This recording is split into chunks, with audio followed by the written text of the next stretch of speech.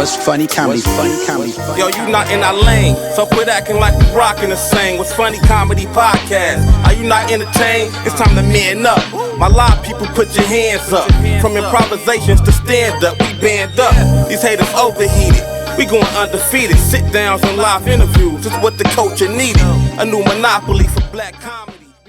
Come on in, family. Welcome back to the What's Funny Today show. If you are a comedy lover or a laughaholic, this is absolutely where you should be because we touch stand-up, on stage, behind the scenes, content, chaos, film. But today, we're going to talk that real talk, y'all. I'm Mindy B. I'm in the host seat, excited as always to be back on set. As always, on behalf of What's Funny Today, we just want to say thank you for every like, for every comment. We just ask that you share the comment and subscribe to the YouTube page to get this content out to the masses. So without further delay, let's get the show started. The man with the plan is over there to the far left. He writes all the checks. He hires all the employees. 2 years on the What's Funny Comedy Festivals and 3 seasons of the What's Funny Today show. That's Mr. K Beck. Y'all tap in with Knowledge Beckham. What up, Mindy? Appreciate it. Did you say real talk or real talk? I hope I said real talk. I think you said real talk. That was slick. I saw you put that in there. I wanted to say real talk. Look at Mindy trying to run the numbers up, man. That was a little game, you know. Stay with the basic introduction, man. All right, No, good shit.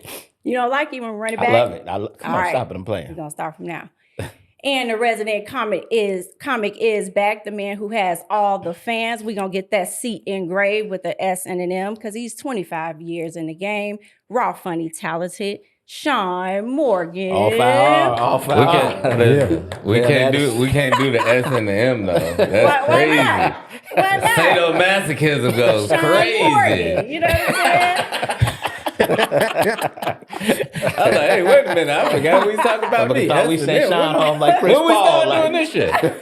Let's get into it. What more can we say about a comedy powerhouse? He's our Chicago heartbeat with a Hollywood resume. Now, just for if any reason you didn't catch his own sitcom, The Rel Show, the infamous Get Out, Dog Man, Harold and a Purple Crayon, don't worry about it, sweetheart. You can catch Code 3, Haunted Heist, and Unexpected Christmas just in time for the holidays.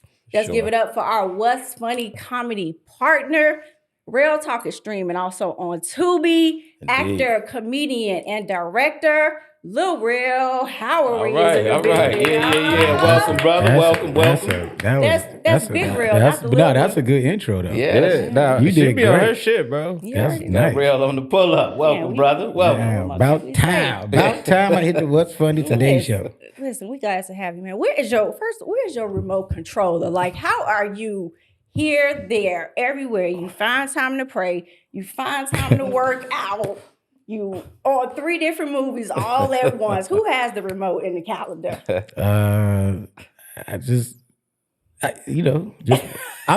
real, I'm just having fun. So I don't look at it like I'm not one of those people that like forced to be busy. Mm-hmm. It's all like I literally I'll stop talking to people at 5 o'clock. I don't care if my agents, everybody. I'm like, fam, it's 5. How you doing? You gotta stay organized. Straight up. About to watch this Bulls game or whatever episode. Leave me alone. Always welcome. But we're gonna have a great show, y'all. We're gonna talk about that grind and the business side of comedy. So for real, to kick us off, let's talk about how you left Chicago as a stand-up comedian into Hollywood and all the things that maybe we didn't see during that process. Yeah, it wasn't necessarily like I left into Hollywood. I'm one of the people that only left when something was lined up, you know what I'm saying? So I left Chicago to go do the sketch series we had on True TV called Friends of the People. And once the show got picked up, I got up and left. And that's when I went to New York. And that's where everything it all started with the In Living Color reboot, but that's where like that part of my career started, was in New York. Real, what did you think about, if you can remember back, as people have asked me about our story, man, as I get older, that memory gets more shakier and shakier. But what do you remember about that process of In Living Color, and then understanding that, because I can't remember when we found out that they weren't going to move forward and air it, But if you can go back to that time and kind of remember where you were mentally, kind of talk through that. Well, it was a couple things with that, right? It was interesting when we found out that Living Color reboot was coming back, like, and all the information was traveling among comedians. Like, nobody told me anything. Right. Like, niggas wasn't sharing the information with me, which is kind of crazy. I don't hold nobody to that, but like, when people start asking why I don't be coming back, giving nobody shit, I don't forget nothing. Right. Like, slick shit. I just ain't loud about it, but I remember. No, I'm not joking, but seriously. But nobody didn't say nothing but Calvin Evans did. And that's why I always show Calvin some love. And he was able to give me the information to the casting director, and they was able to let me, I guess, come in and put myself on tape. But, what people don't know about these casting directors is they have a relationship with a lot of actors, comedians already. So whoever they kind of want to push is people they already mess with. Got you. You know what I'm saying? So my stuff still never even got to them. It wasn't until, if you remember, Knowledge, that this is the true story what happened with that. Shauna Gard contacted Knowledge. Yep. They was watching somebody else's YouTube video. And after mine, a video came up that we didn't even post. Right. That that club that's in the hundreds that used to do comedy on like a random Tuesday. I didn't even know they recorded my set and they put it on YouTube. Right. Without my permission. We didn't even know it was there. Right. And that is what they saw. That video popped up after whoever they saw. Keenan and them saw that. Shauna contacted us and asked us if we had more material. And we were just sitting on it. Right. Yep. We was like, do we? And we sent everything we had. And that's where that process started. And then I guess I'm here now. I can be honest about it. At the time, my homegirl, Amber. Yep. Beckham, Bickham, right? Bickham, yeah. Yep. That was helping casting that had a kind of crazy note. She said my stuff was too country. And the characters was too ghetto and all this other stuff. She told Keenan that. Okay. Okay, damn. And Amber had done something else too that you were on. I think a stand-up show. That's my homegirl. You know what I'm saying? Yeah. But I couldn't believe she said that. And they was honest with me and said that's what she said. You know what I'm saying? And I was like, damn, for real? But they still wanted me to come in and showcase. And they asked us to come to New York. Yep. You know what I'm saying? Money was super tight. Yeah. We came to New York. And I could tell the audience there was cheering for whoever. I never get that. You could tell whoever the New York cast was. Yeah. I remember Keenan coming out the limo. Everybody like, oh, that's Keenan Ivory Wayans. He came to the club. And he's sitting there watching the showcase. Man, that probably was one of the hardest I ever went on stage. Yeah. Because I had to make those people laugh. They was trying not to laugh at me. Yeah. And so Knowledge was there, and I went. It's certain sets I've had over the time that one was like the glow was on. I went crazy. Like whatever character, any joke I ever did, I did it times a million that night. I'm like, Keenan right there, I'm going crazy. I ain't never come on stage. Remember I was sweating? I felt like, you remember Prince of Purple Rain that he did Purple Rain, he was just pacing. I was doing that. And, Knowledge is on the side, like, yeah, beat, you know what I'm saying? And then Shauna Gard, we didn't even know who she was because we never met her in person. Came over there, just started hugging us. We were like, who the hell is this lady? Yeah. And she was like, yes. Like, you did your thing. Yeah. And that was, but then when I saw Keenan after the show, I thought I killed him. Like, yeah, Shauna just showed us love. I said, Keenan, hey, so what you think? He's like, yeah, that was cool. I'm like, damn, man. And but that was but that's also when I learned about the Wayans and how they kind of keep everything. They never show their hand. You know what I'm saying? Right. And when he got the call, it's crazy. When you got the call about me going to LA for the taping, right? No, not the taping. Not the chemistry read, but the dang. When you gotta like do it in front of the executives at Fox. Oh yeah. I don't know why I can't remember that. I've done this before a million times now, but I had to do that. But he got the call. I literally was leaving church. I was having a terrible day. Matter of fact, I called you because this lady bagged up into my Saturn. And bent the hood up at the gas station. I was like, hey, told me that. Hey! I'm like yelling at this lady. I'm honking. The little short lady in this damn Trailblazer. She's too short to be driving. Bagging up. I'm like yelling. She bent up my hood. Right. I called him, was like, Lord, I know we at that time where you can't say certain stuff.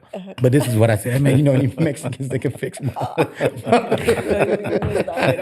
That's funny. I really got no money, you know what I mean? Whatever. So like I called out, it's like, yo, but hey, I got some good news, and then that's when you told me. And man, you don't know how much I needed that news that day. And that's when, honestly, that's when I knew God was with me, man. Cause I was having a terrible day.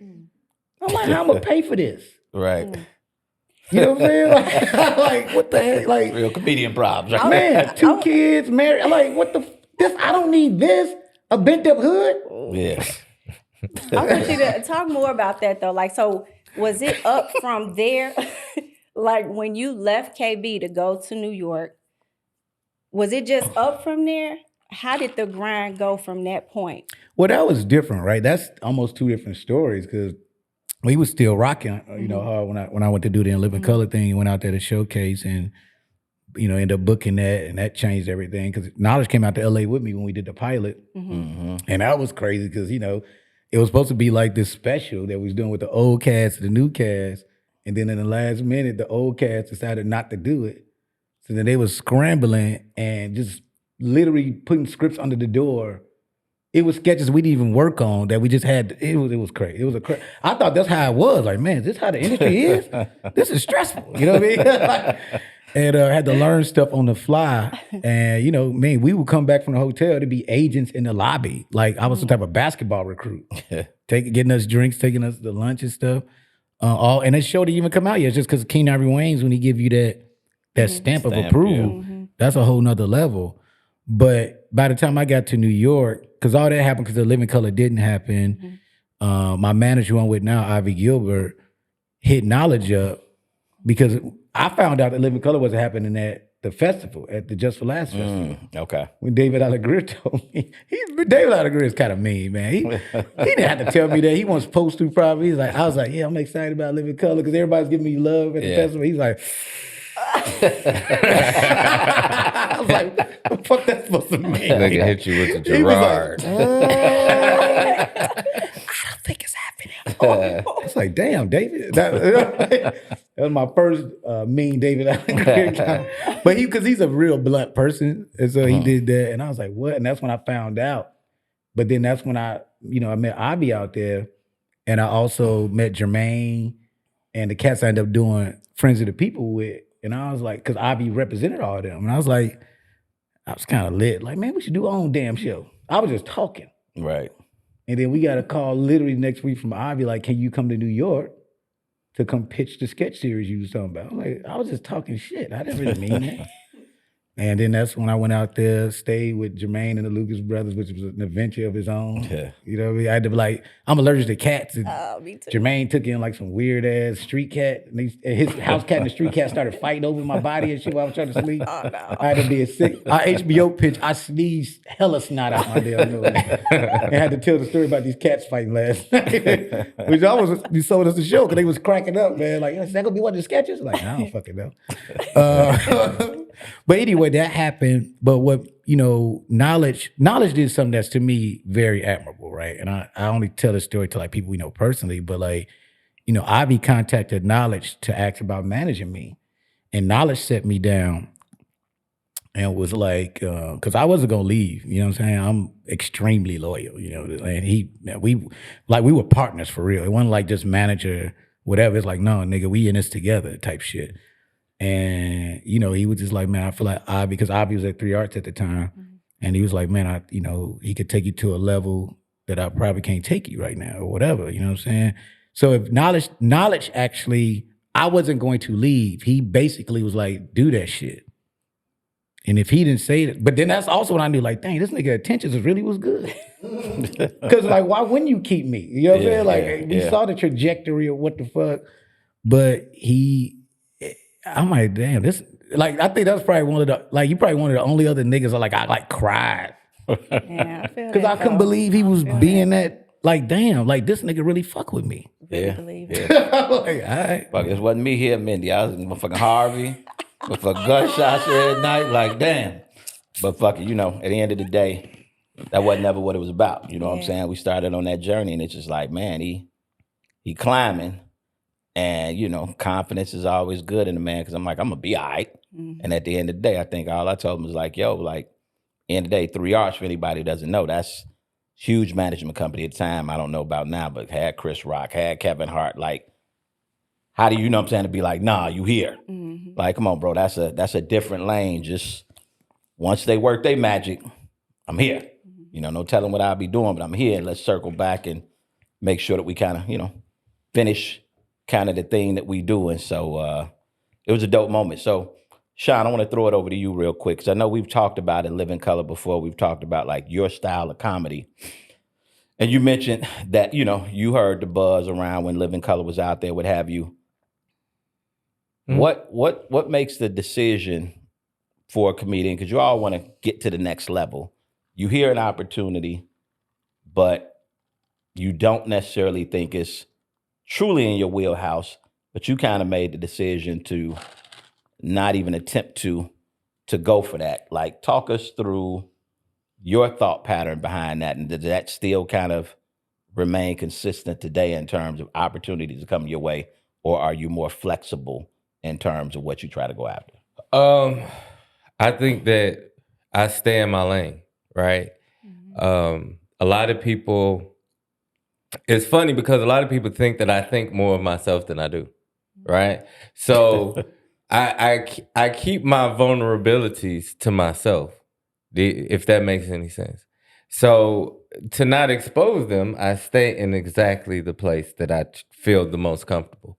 So when people offer different things, like I'm like Rel, when people was doing auditions and audition tapes and shit like that, they wasn't calling certain people because they didn't want certain people to know. You know what I mean? Because they felt like it was to a disadvantage. But, you know, from Comic View tapes, when people was doing tapings from Bad Boys of Comedy to all these different shit, they wasn't calling certain people. We wasn't getting those calls. So luckily for me, I had certain relationships coming from LA, coming back to Chicago, that I kind of was still in the loop of certain things. But everything has to make sense for me. You know what I mean? And it's similar to what he said about you. Knowing Nick Cannon for 30 years, meeting the Wayans actually when they were shooting the first Scary Movie and still cool with them to this day. Like, I just have never been the person to ask niggas for shit. Or I feel like if it's an opportunity that you want to present to me, which they've had in the past, if it fit, then if it didn't, it just didn't. So, you know, and then it was alcoholism. It was different things that played a part in some of the decision making, you know, this version of me probably wouldn't have made. But yeah, still to this day, I get calls for things, and I'm still more no than yes. And I think that that'll never change because my brand is my brand. It's just like, example, and this is no knock, so I hope nobody takes it as a knock. I did a joke on Comic View about Nelly, about how I said Tupac make you want to kill people, Biggie make you want to sell dope, Nelly make you want to jump rope, right? And then I go, you going down, bad, and I did that, and the shit took off. Like, that was like a big joke on Comic View. So Nelly and the St. Lunatics seen the joke. So when I used to come to St. Louis, I used to go to St. Louis all the time, and they would invite me to do videos, right? They were like, we shooting a video, and I just wouldn't do it. And everybody was like, nah, you know, because this when Lil Duval was doing videos and different comedians was in rappers' videos. But I just didn't feel authentic because I never cared for the music. And I'm just not going to sit there and fake bop to, like, and I love Nelly's success. I love that nigga as a person. But Air Force Ones and shit like that, we were still killers and all type of shit back then. So that music just didn't appease to me. It didn't fit with what my mentality was at that time. Right. Now this version of me, I'd have been in that motherfucker like this. But you know what I'm saying? Because I'm out the way and non-assuming. But you know, back then I was troubled. So if it didn't fit a particular thing, I just didn't do it. That's real. You know what I'm saying? And you know, I'm still that way. If people call like with projects and different skits and shit that they want to do, and some of them I've done, like I've done stuff with Uncle Hank, and some of the stuff when they call me, I'd be like, you know, I think other people would be better suited with that vision. I try not to be disrespectful, but never everything is gonna mesh with my brain. I can dig that. So, Rel, if you're knowing what you know, where you are, hearing Sean's response, if you were Sean's manager, is that most important to stick with that brand, or would you, knowing what you're knowing, some of the opportunities, would you kind of coach him differently based on, is that a winning formula? Is that, and obviously every man has to make their own decision, but like if you were tied to his success, like how would you speak to that? I think I think that's great how you think, because I think most of us think like that, right? And so that's why, like he's saying, whatever's in your wheelhouse, which is like, even when I tied it to me, my style of whatever I try to do is based off, watching Eddie Murphy, like for real. Like, people say Eddie Murphy, like it's people who they look up to, and then I'll watch their sets, like where were you inspired? This is not close to, like, because I really like, Right. the way I do comedy is based off how I saw Delirious. You know what I'm saying? You set the bit up, you act it out, you pick a character that you have lead that motherfucker, and then that's how you paint the picture. It's not even through like me saying the words of it, it's letting the character paint the picture of it. It's acting out the scene. And that's why I got from watching Eddie. And I'm like, that is the style of comedy I'm going to do. Right. And then like watching JB Smooth was when I was like, okay, that's how you milk it. You know what I'm saying? So like I was like, no, I think that I love that Sean even said that, because also too, I love the fact that even just showing growth in life, like, because there's things I made decisions on, like, dang, that would have been a bit, like I've talked to you before. It's decisions I made like in the last few years. When I go back and think about it, I'm like, damn, I just wasn't in a good place. Where I'm at now, I'd have been more mature about the way I would have handled that. You know what I'm saying? And that's interesting. Like you're gonna do that to me at different parts of your career, especially if you own your bullshit. Yeah. And everybody don't own that. Yeah. Talking about like industry stuff and something it's probably been since the Cat Williams interview, comedy beef. I have a little bit of, as I've been thinking about it just more and more, in terms of beef happens, right? Like on the low sometimes, that kind of put it on Front Street. It doesn't have to be probably, but, and this is for both of you all, is like real talk, and it can be different on the woman side versus the male side, but is comedy a competitive sport? Yes. Because I kind of think about like, it's a sport. It's a sport. It's literally a very, very competitive sport, especially when you got a lot of us, we all have almost the same dream. Yeah. You know what I'm saying? So when everybody has the same, like, because even when you think about people being buddies and then it's all of a sudden gone. Like when you bring up Cat, I think one of the things that always confused me in the beginning of anything, just mentioning me anytime, whatever, was like, man, you gave me some advice like a few times. Like, yeah. When did that change? I remember ran into him in the comedy club one time. He walked up to you. Yeah. Before the he's literally sent people to come get me and to give me some whatever the advice was, which I listened to it. Right. Like, don't let them burn you out. Like whatever I remember. He said. I really listened to that shit. And so it's like, when the fuck did that change? Like, when did you be like, fuck Lil Rel? You know what I mean? Like, ugly ass nigga. Cause even some of the diss had to be like, a nigga sitting there home watching something like, this little black ugly motherfucker and Uncle Drew. And so but I'm like, when did it happen? Because I literally took your advice. That's why I was telling you earlier why I don't overwork myself. Right. Because he told me, don't let them burn you out. That is what that man said to me. I was like, you fucking right. Yeah. So I don't know. Like, man, I took your advice, and then he's like, man, ugly ass nigga. Like, I don't know when that happened. So does it become like, you think about it like I think about, I ain't call them beefs. Like, people talk shit, right? Motherfuckers do what they do. But you had Cat, you had Corey Holcomb, who's from Chicago. In your mind, because you have to think about it, you just kind of spoke on Cat, but like, what do you think drives that, right? What do you think just drives that? I mean, it could just be, you could just say jealousy quickly, but then I don't think it's just that knowledge. So then on the flip side, like, how do you determine then, like, who do I go back at? Like, if, just me lined up the way I am, like I'd have to be like, no, he kind of cold. Like I better be cool. Like motherfucker might get me. You know what I'm saying? And we on a public stage, so I'm not gonna go back. Like I'll be kind of strategically sizing.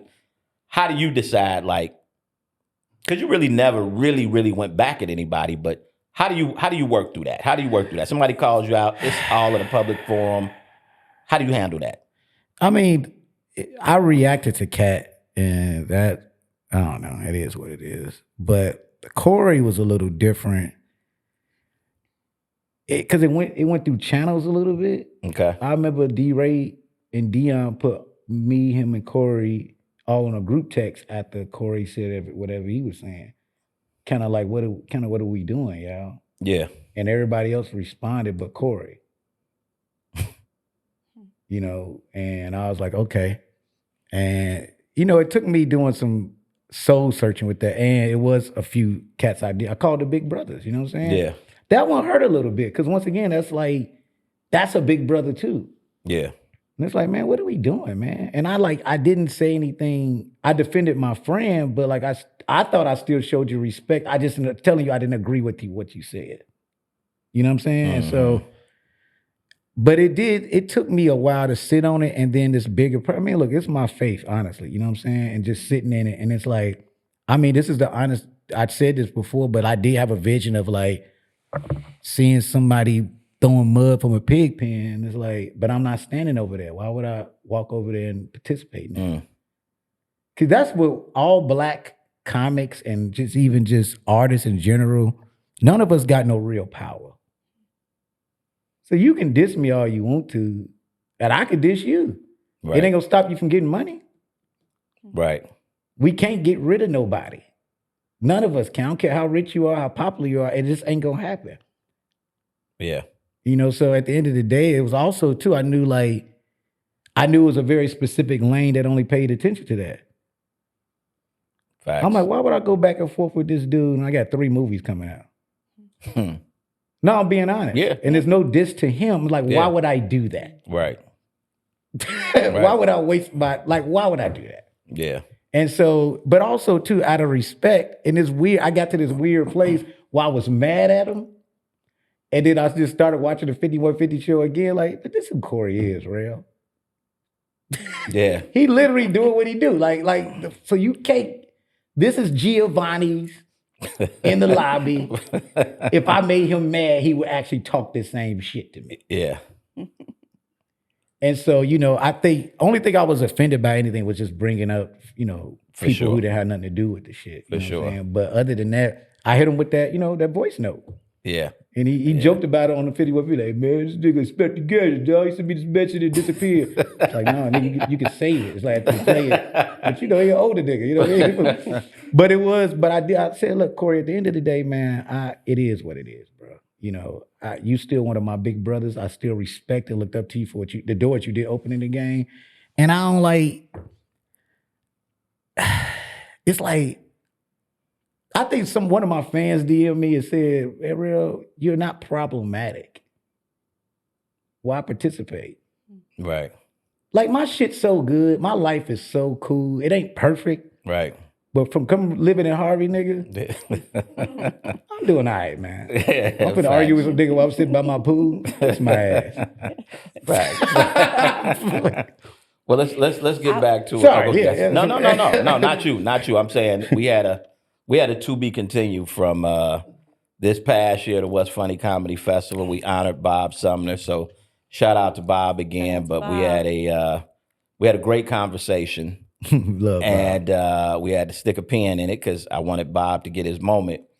But you two had gotten into a conversation which I thought was really interesting, and I could see everybody's perspective. And if I sum it up, if I'm wrong, you guys can correct me. But Sean has said since season 1, there's a premise that no one's made it from stand-up comedy since what year? The 90s, early 2000. 90s, early 2000. I know you felt like shit. I made it from stand-up. Yeah. And we all know you, and we all know that you did stand-up. So to have that conversation again, because I think it's a good conversation, Sean, why don't you restate it? I gave a little summary, but why don't you restate it? And I'd love to hear your response. Well, I mean, it's this is the difference between me and most people. I don't speak on opinion. I speak on fact, right?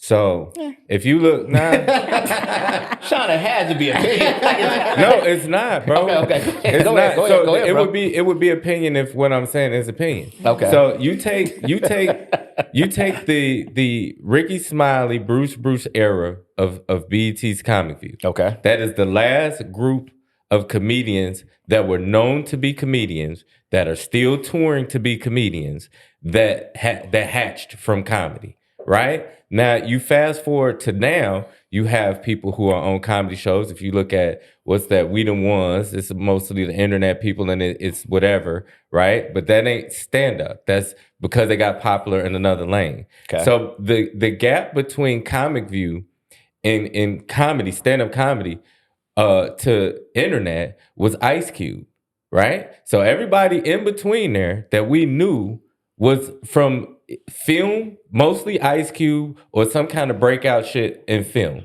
There was no Def Jam breakouts the second time. Nobody from Bad Boys of Comedy broke. Nobody from Who Got Jokes broke. Nobody from any of these shows made it to mainstream success based off stand-up. You can't name one. Right? I'm the nigga that won that show and didn't get shit from it. So I'm saying this from a point of perspective. I'm still out here, right? So, and it's no disrespect. Get Out was a launching pad for Lil Rel. He's a stand-up comedian who had a launching pad who gets to go back to what he loved, right? Just like Cat Williams before Friday was a stand-up comedian that got a breakout role as Money Mike and was able to go back to comedy. I'm not saying you're not a comedian before this shit. But what I'm saying is they're from comic, when Bruce was dancing, and I keep using that because it's a defining moment. When Bruce danced, it killed every comedy career until the internet. It was it. It was over. From the J.J. Williamsons to the Ray Lapowskis to the people who haven't had movie breaks, Deion Cole, all of these different people, D-Ray. If you look at these everybody that we know right now is either from film or from the internet. It's not from Def Jam. It's not from the new Comic View reboot. It's not from True TV. It's not from what was the other shit that was on Bounce TV? That shit. Oh, yeah. Nothing has made a star in black stand-up comedy since that era. You can't give me an example. So here we go. Still a strong opinion, but I got what you're saying. I mean, name the example. Hold on. I'm about to let me break something down real quick, Sean. This is interesting, right? Because I guess from your perspective, that is a fact. That is a fact. I guess a lot of y'all don't realize that a farm system happened. See, when Def Jam and all that stuff came out, it was a new thing. They weren't even checking for black comics. They weren't. Bob Sumner traveled the country looking for these comics. So the industry wasn't even checking for it until this stuff came out.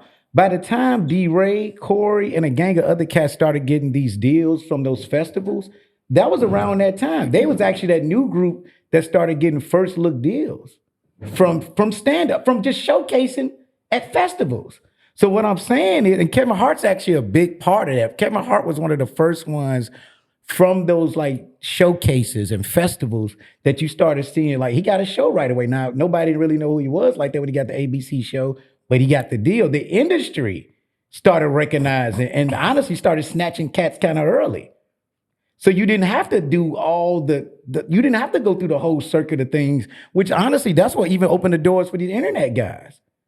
All of us got everything through stand-up, not necessarily being famous from stand-up because that was all they had at the time. That was all that they had. It changed. It changed once literally the cast directors started watching those shows directly. It's interesting because I didn't win Who Got Jokes, but you know who benefited probably more than anybody did Who Got Jokes? Shooby Dobos. Because it was that tape. Bill Bellamy ended up hosting Last Comic Standing. Guess what Rel did right after that? Was Last Comic Standing from Who Got Jokes. It all had a process. It was the right people seeing it. And so everything I got, even from Get Out, Jordan Peele don't know who I am until he saw me on stage at the Just for Laughs festival. Stand up. What happened was the industry started recognizing it. So it became more of a system. The system got better. I think we still lost in translation. No, we not lost in translation. You're saying I'm saying exactly like, what I'm saying. What I'm saying is Bernie Mac is Bernie Mac because I ain't scared of you motherfuckers on stage. This is where people recognize him and where they know him. Sean, I just said the same thing. I'm saying you're talking about not industry. Yeah, I'm saying people. But at the end of fame. That's not real neither, to be honest with you, as much as you think it is too. Like that's what I'm saying. Like a lot of cats, you can only speak the facts from your perspective of it. But and before we even got on here, I'm telling you, because a lot of cats are not in the room. They're watching all this shit. It is it's still from stand-up. You were saying from stand-up. Like everybody who's from stand-up comedy is such a new genre in a way, out of all the different entertainment genres, like the music and all that shit. Stand-up is still kind of new, actually. Like it hasn't been, that's why we just get like millionaires from it for real now. Like, but it's still like it's almost still like a weird new thing. Me and Gerard were just talking about this a couple years ago. And so like a lot of stuff is still new. That's why like the brand deals are like that. Like hip hop kind of experienced all this shit that stand up is starting to experience now. Like even just the way hip hop started having different versions of, they still had art. This ain't real hip hop, nigga, but y'all open the doors for any type of hip hop to come through. Mm-hmm. That is what this comedy, literally what we're experiencing now. So are you saying, Sean, so I think y'all kind of saying the same thing. I think Rel is just saying, Rel saying there's some steps in there that you're saying pretty much from the stage, from I saw you Friday night, and next thing you're going. Vin Diesel. Evolution. Vin Diesel was walking down the street, and who was it? Spielberg seen him and put him in Saving Private Ryan. Mr. T was a bouncer. Exactly. What I'm saying. What I'm saying. So do we attribute that to his acting career? Like he was no, some shit happens. There's always anomalies, right? But what I think where the wires is getting crossed, I'm not saying that you can't be a stand-up comedian and an agent sees you and then puts you in something that catapults you to become whatever. I'm saying that there's no direct this goes to that anymore. Sean, does that make sense? It was a time where Def Jam only existed. So think about this. When Def Jam existed, it was just Def Jam, right? And then Comic View existed. I know. Here we go. And this is weird. If I could be honest with you, and I know no disrespect to none of the vets, it's interesting who we look at as blowing up. Just because some niggas fuck with you, but you still got to do these bank, that ain't blowing up, fam. I'm being honest. Like, I'm being honest. That is not. You're kind of precisely making my point. No, because if you look at Comic View, right? Take Comic View. I let you talk. Take Comic View, right? Take Comic View. D.L. Hughley never became a movie star, but he's still touring as a comedian because of his name that he became from Comic View. Said the Entertainer, none of these people became a bigger movie star than most of them niggas from that era. So, but a lot of them niggas from that era is still eating from that era. Do you understand what I'm saying? No, I get what you're saying, but some of them, that's all they can do. Like, I don't want to dive into that because it's a deeper conversation about niggas got to know how to act. They got to know how to write. And a lot of these cats did get the opportunities. See, like you said, they didn't become movie stars, but they was in movies. They had their own shows. Like Bernie stood out from that group for a reason. And it's because of his talent. Yeah. Agreed. And so at the end of the day, popularity is one thing. That talent got to stand out for what it is. That's what's always going to like. And then if you get smart with business, just look at like eras, right? When you look at like watching the Eddie Murphy doc, and we realize how much Eddie opened up doors for a lot of people. And who Eddie was is a great comic. Byron Allen was around at that time. Uh-huh. Do people talk about Byron Allen as being a great comedian? Nigga, no. No. He's a great businessman. But he's from that group. Yep. You understand what I'm saying? So it's and he's still eating off comedy when you think about it. Yeah. You know what I'm saying? He's still eating off the shit. He just decided, I ain't as good as this nigga. Right. I gotta figure some shit out to get rich. Yeah. And I gotta know the business of it.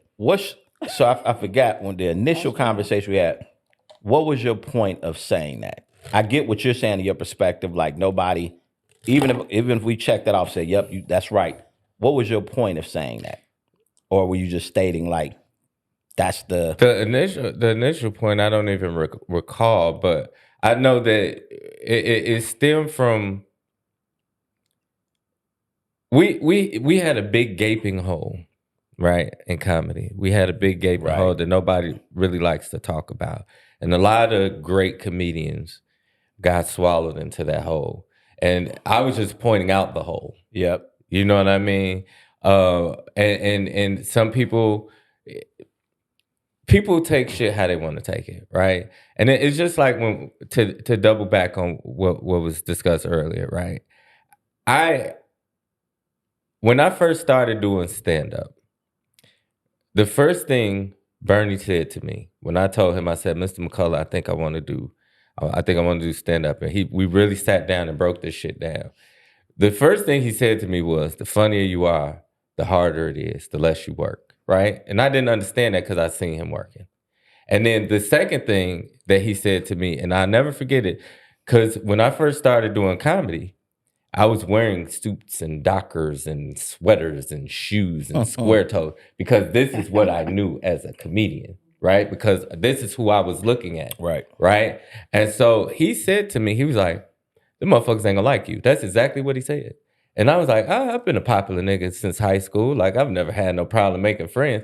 And again, I just didn't understand what was going on, right? Because I'm 20 years old. You can't tell me shit, right? So when I came in the industry, I was in LA, right? Meeting people, fucking with certain people.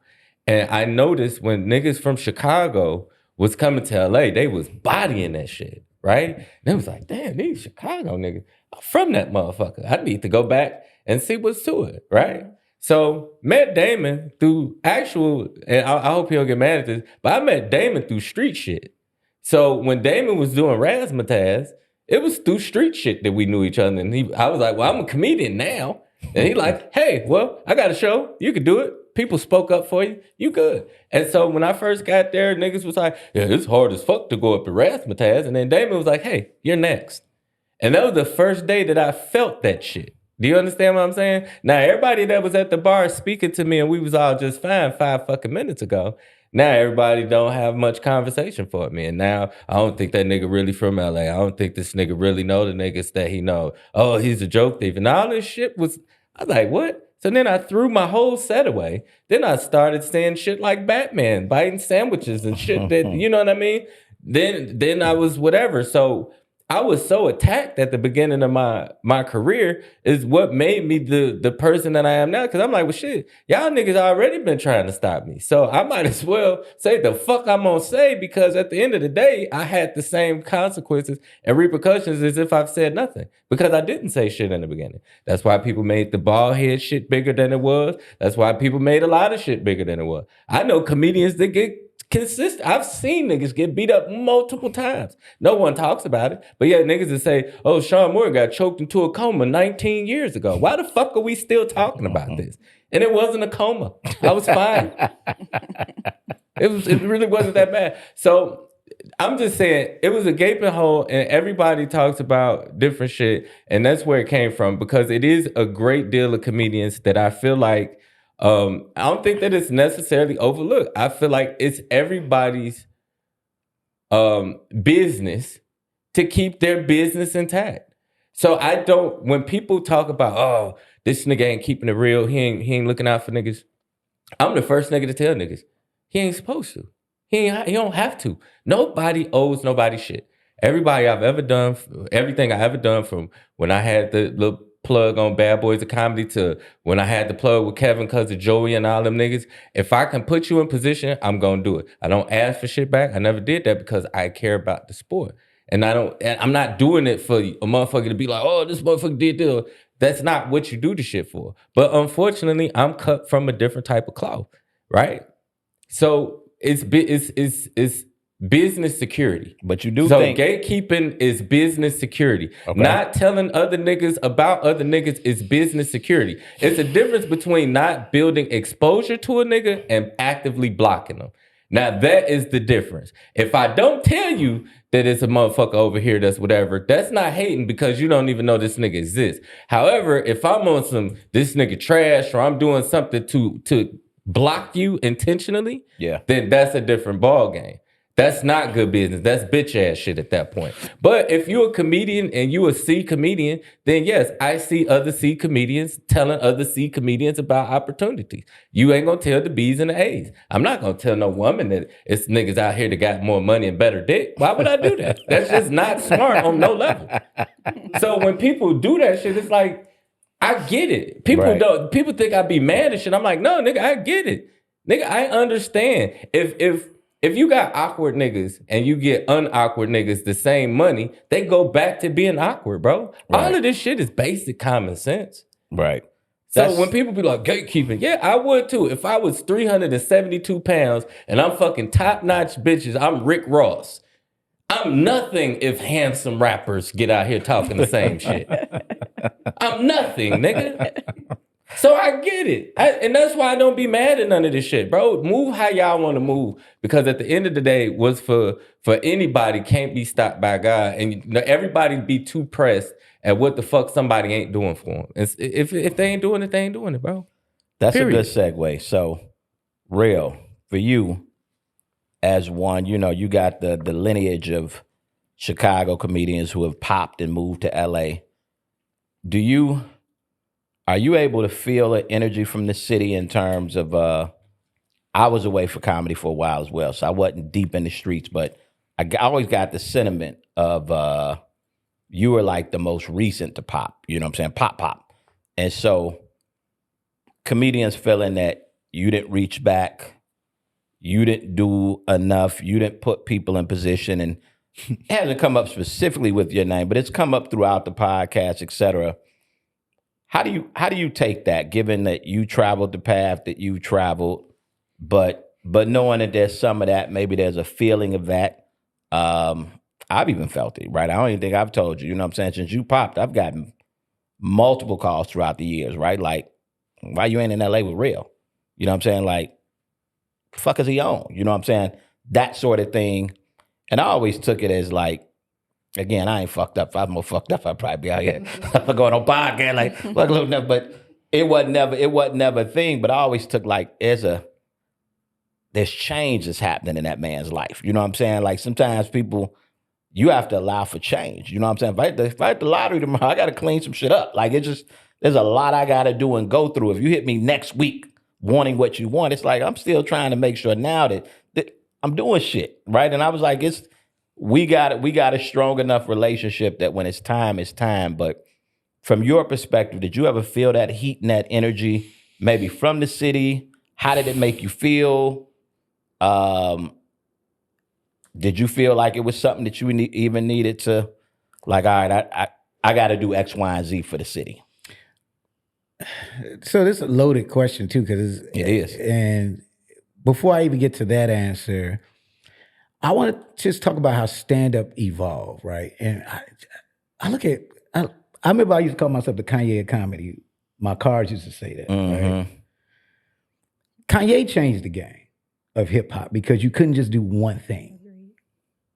You couldn't just only rap, only produce. Like you had to do all that shit. That happened in comedy. And the problem is a lot of comics just stayed comics. Even motherfuckers that you look at as successful, even some of these cats that had shows, even some of the niggas that we look up to, they only did comedy. They didn't write that shit. They didn't for real produce that shit. I learned, and this is why I thank God for divine connections, man. Me meeting them young niggas that I ended up doing Friends of the People with changed everything. I already knew that I had to do more than one thing when I was in Chicago. I knew once I got funny, cats was gonna stop putting me on stage regularly. When Bernie gave you that advice, that's real shit. Cool, let me get my own room then. You don't want to, I remember the night a nigga didn't put me up. I had my, God rest his soul, my brother Marcus with me. And he was like, we was damn ready to fight this nigga. Shout out to Marcus, yeah. Like, this nigga ain't gonna put you up because you funny?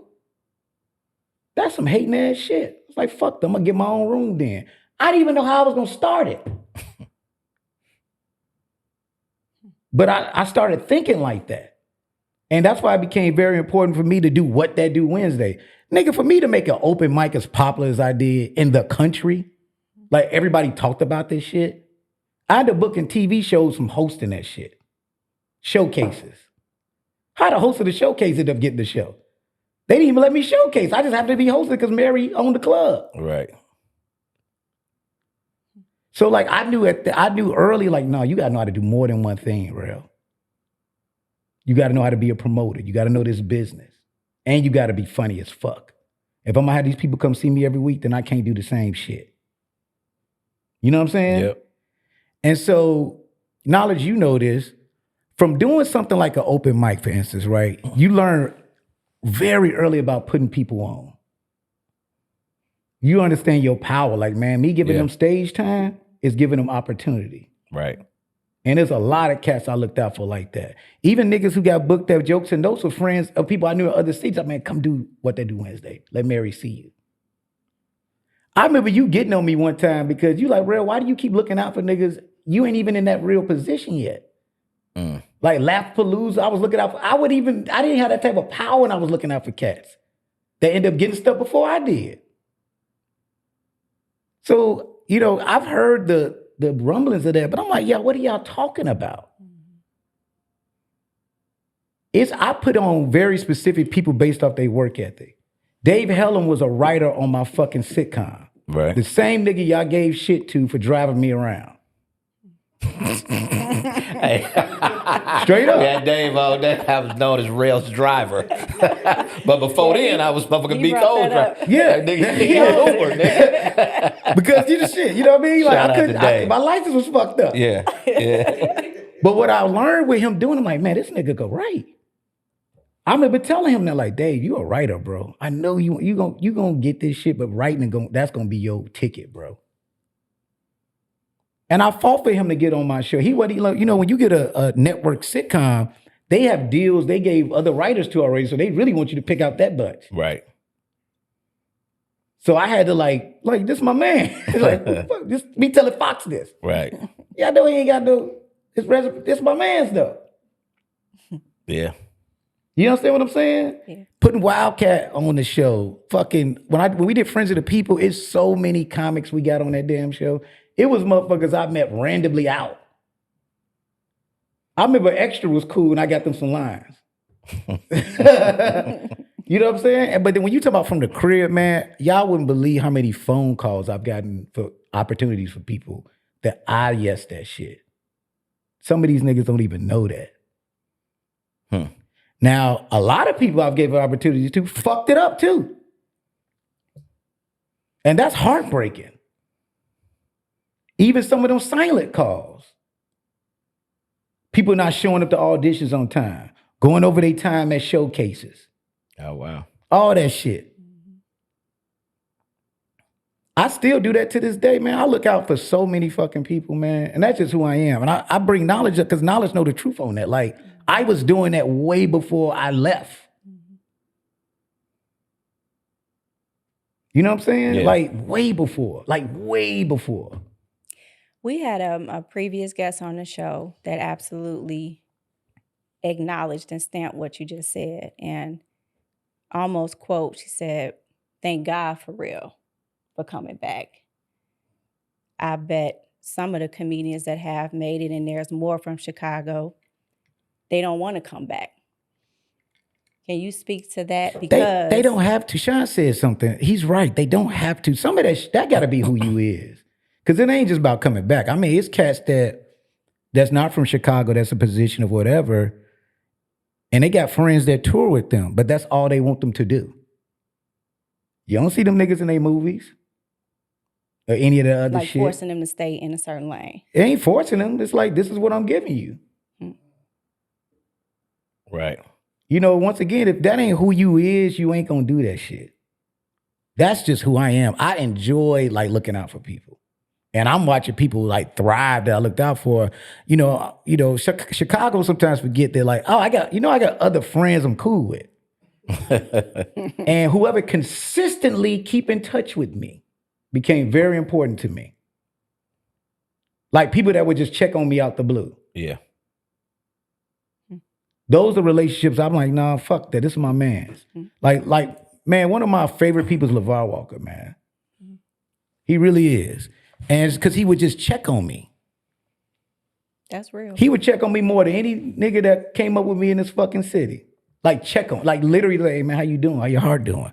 Sometimes he'll disagree with me about some shit that I said I would do, and he had to call me like, God damn it, you was right. Shit. God on your side, ain't it, huh, nigga? Because I'll say some crazy shit. I have cats I've shared stuff with, dream stuff with. They like, hey, good luck. And some of us don't even talk because of that shit. Right.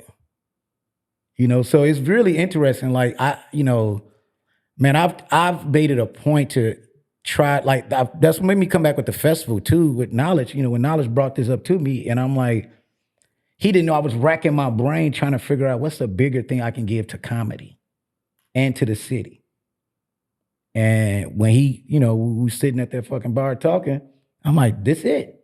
And it was also another end for me and him. Mm-hmm. Look, I know Knowledge got calls, but like Knowledge know every big moment. Like if I had to, I'm like, nigga, come to LA. Mm-hmm. When I got the show, the first picture I took was me, him, and Ivy. Yeah.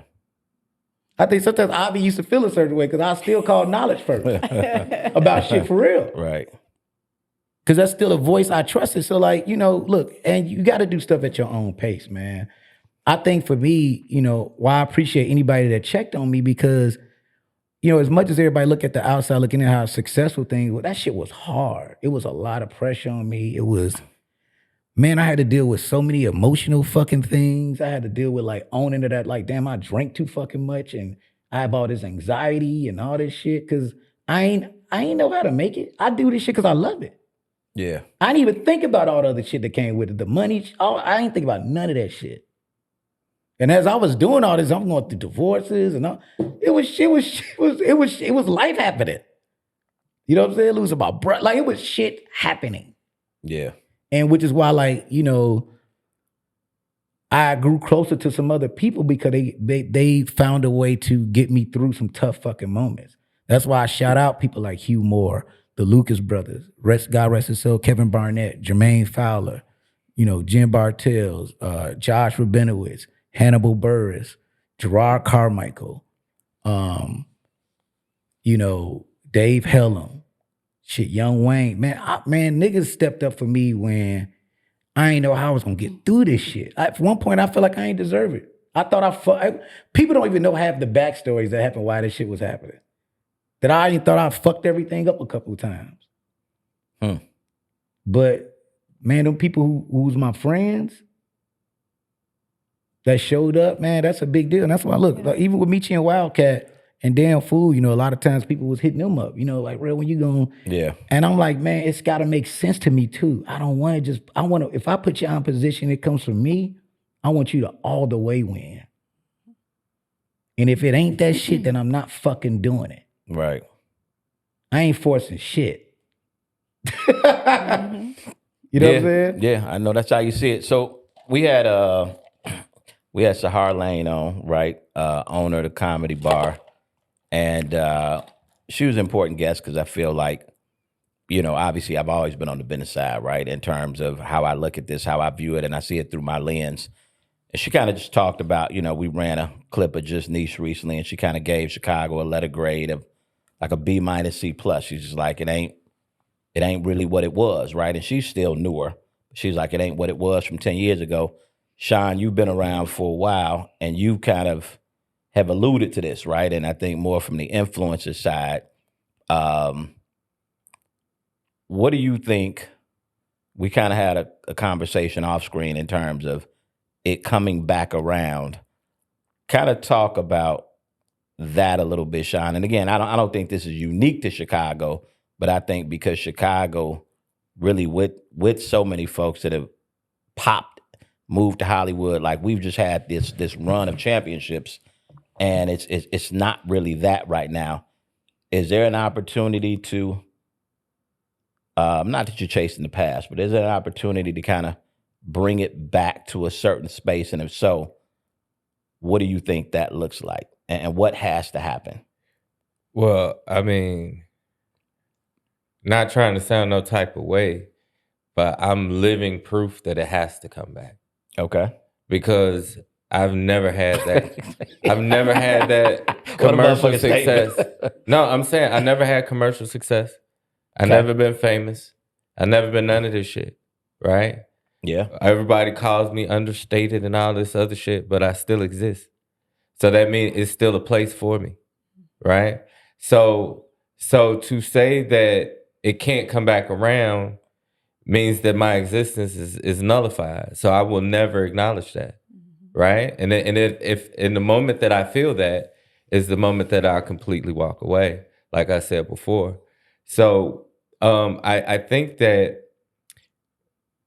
the Chicago circuit is dying because it's a lot of ego. It's not like it was a point where we had 5 shows on a Thursday. No Monday, no Tuesday. You know, and I don't blame Mary, right? Yeah. So I don't want that to come the wrong way, but we were so acclimated to not cross her and not do shit that would be whatever, that once she left, we just didn't feel that space. It still ain't no weekends, right? You got Stick doing Damon was trying to do riddles, but outside of that, you know what I mean? You don't have niggas doing the things that it take. Like, it took people to come to, like, and it's no disrespect to Rel. Another good part of why the Wednesday was successful is Rel was a great host, but you had a hungry M-Dubs. You had hungry Just Niches, people who were also pretty damn good on that show. Do you understand what I'm saying? And we would go out and we would support other people's shit. You would go to Giovanni's and 15 niggas is there. You would go over here and 15 niggas was there. You would go down the street and 15 niggas was there. Now it's all subjective of who you fuck with and whatever. And you can't do that. Not if you want everything to thrive, because most people if people put their egos and shit to the side and put everything into the basket of winning, then shit could win, right? But most people don't. They're selfish. They want to be the funniest nigga on the show. Like, I won't even name the nigga, but I just seen the most bizarre shit at a comedy show ever, right? So the comedian didn't want to go up last because he was like, well, shit, nigga ain't paying me enough to go up last. And I was like, well, who is he paying enough to go up last? Because me and damn fool got more TV credits than anybody in this motherfucker. So if we the ones that's getting paid enough, like, I don't even understand what the fuck you're saying to me, sir. Or maybe you need to reevaluate who the fuck you just said that to. Because at the end of the day, ego has to be put aside. I had great shit back in 20 years ago. And I tell people that shit. When people bring up Bad Boys and Come Out and shit, that shit is 20 years ago. I don't give a fuck about that shit no more. But I'm still just as funny today as I was 20 years ago because I don't give a fuck about that shit. I know niggas stuck in there. They like, nigga, I was on Showtime at the Apollo in 1987. Like, nigga, we can't keep going back to this shit. All the people that want to give you some pussy is 57 years old now. So at the end of the day, it's about staying hungry. It's about putting ego to the side, and people need to come together. And if we don't see it, and it's no direct shade, jab, or nothing, but even when I lived in LA, right? When I lived in LA, I would see Rel with D-Ray. Corey would pop his ass up every now and again. But it wasn't like Chicago, Voltron, let's unite type shit. You know what I mean? And it still don't feel like that. Like, it feel like Dion's over here, Rel's over here, this is over there. And if people see more camaraderie from the upper niggas, then it might trickle down to the camaraderie of the other niggas. Because at the end of the day, and this is probably gonna get more people mad at me than they already have been, but it's the truth. At the end of the day, until superpowers unite, these internet niggas and shit that ain't funny, and I ain't talking about people that's funny, I'm talking about the niggas that ain't funny, they still gonna have a lane because we ain't drowning them the fuck out. If you get enough niggas here, the bar is up there, then we see this shit and we don't support it. That's why they're getting the money. That's why they're getting the looks, because we don't know who else to look for. Rel is off shooting movies. Dion is off shooting his show on Netflix. No one's really touring like that. Why you think they got to do this big stupid ass tour with 19 motherfuckers and only got 12 minutes apiece on it? Because they can't headline. I gotta interject. God damn. not like that, Sean. But one thing, for instance, right? This show, What's Funny Today show, right? This shit didn't exist. This is showing you that this motherfuckers coming back trying to figure this shit the fuck out. That is what the What's Funny Comedy Festival, that's why we started it. That is what's happening, is because of these conversations. Also, you know, man, look, I see that, I feel bad because when Mary left, it exposed how lazy all these fucking comics was. Yep. At the end of the day, what made What That Do Wednesday successful wasn't the fucking comics. And I would love to give niggas credit for having good sets. It was my black ass getting out there every fucking day before Wednesday to bring people in there. You can have all the open mics, all the shit you want. If you ain't got no people in there to laugh at that shit, what's the fucking point? Because that is what's happening now. A gang of funny niggas and ain't nobody there. Yep. Because nobody don't even know how to get a crowd out. That's work. The problem is the work ethic along with the ego. Nobody putting in work. And then honestly, because nobody appreciated Mary. See, you was scared of her, but you didn't appreciate her neither. It wasn't nobody, like, honestly, niggas was doing little loose shit. That's really what made her walk away. It wasn't as supported as you thought it was. Yeah. So it's really, to me, this is one of the reasons why I was like, yo, we got to bring this festival to Chicago. We got to have these honest conversations. I think about what this show is, what the festival is. It's been very important the last few years because it's things finally being put on the forefront. It's just been a lot of weird, quiet ass conversations. You know, and even with, you know, with the Voltron shit, you know, it's interesting, like, man, even Dion and D-Ray, I saw these niggas literally look at, like, I remember one year D-Ray flew out a gang of Chicago comics just to showcase for his agents and managers at the time, at the Improv. Like, when everybody complain about who ain't giving back and who ain't doing this and doing that, and then look, if y'all really want the blunt shit, like you said, I'm about to take it from you, get mad at me if you want to, you niggas gotta get better. Take some fucking acting classes. You can't be on my show, nigga, you can't act. Some of you niggas can't even read.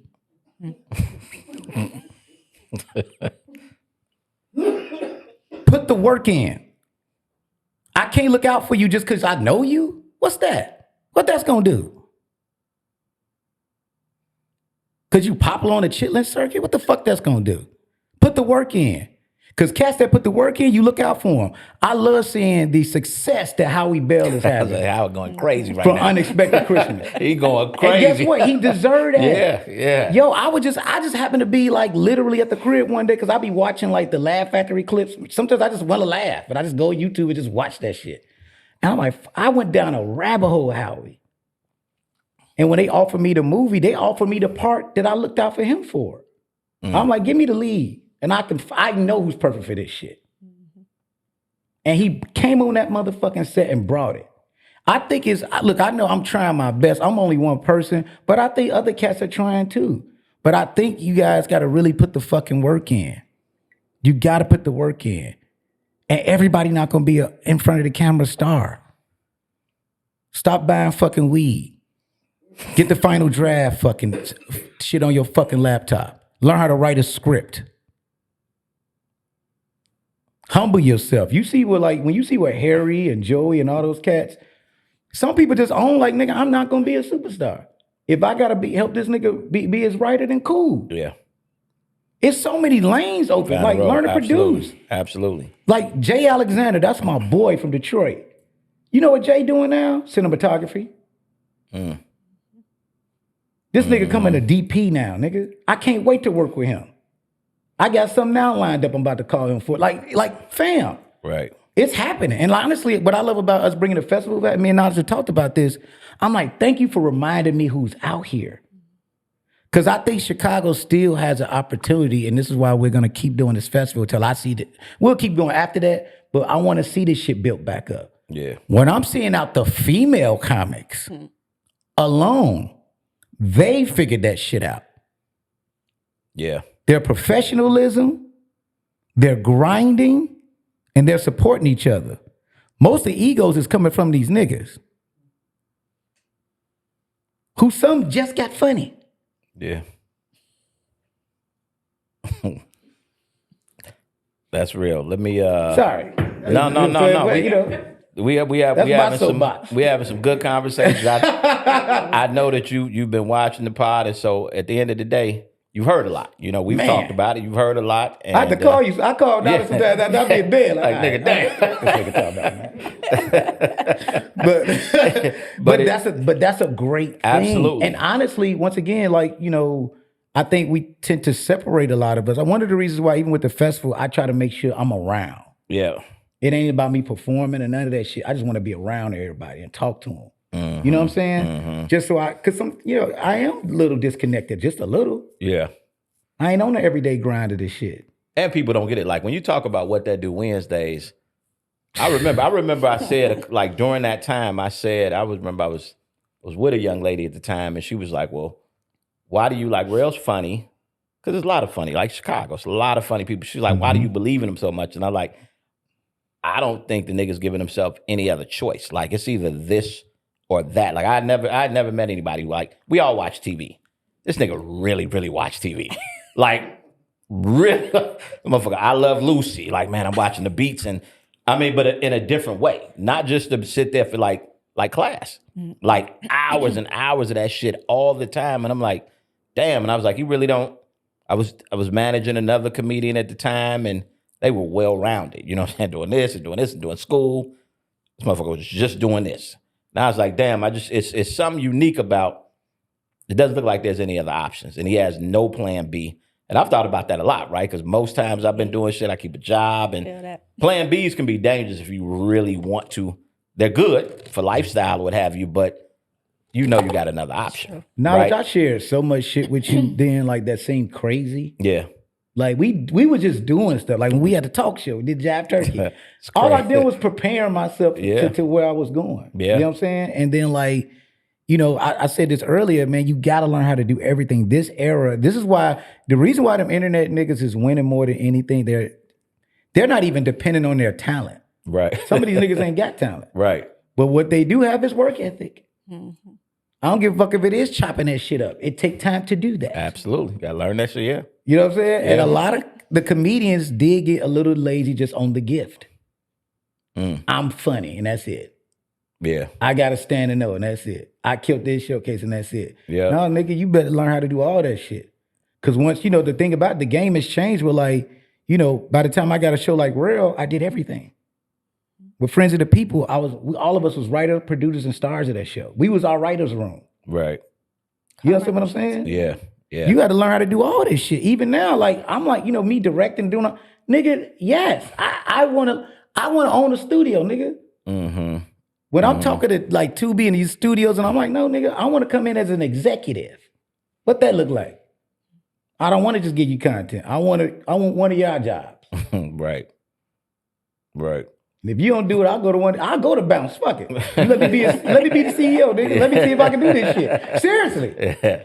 Yeah. Like, you know what I'm saying? Like, why not? Right. You know what I'm saying? Because, so, you know, so it's interesting. And like you said, watching everything. I know a lot of people don't like to watch everything. I watch everything. Yeah. So if I'm texting Sean Levy like, dude, Stranger Things is crazy. I can't wait. Things, You know what I'm saying? Mm-hmm. You know, he directed Free Guy, but I'm just saying those relationships is real. And it comes from everywhere. You know what I'm saying? Like, yeah, some people that don't fuck with me, but man, the level of who fuck with me, Yeah. shibbity dobo. Let me ask you this on some industry stuff. Have you looked? I'm sure you've looked at, but like you weigh. There's as Sean kind of talked about some of the comedians that blew up from Def Jam or what have you.